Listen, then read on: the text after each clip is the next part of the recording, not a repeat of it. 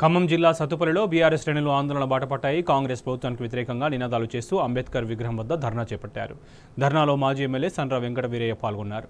ఎలాంటి ఆంక్షలు లేకుండా రైతులందరికీ రుణమాఫీ చేయాలని సండ్ర వెంకట వీరయ్య డిమాండ్ చేశారు.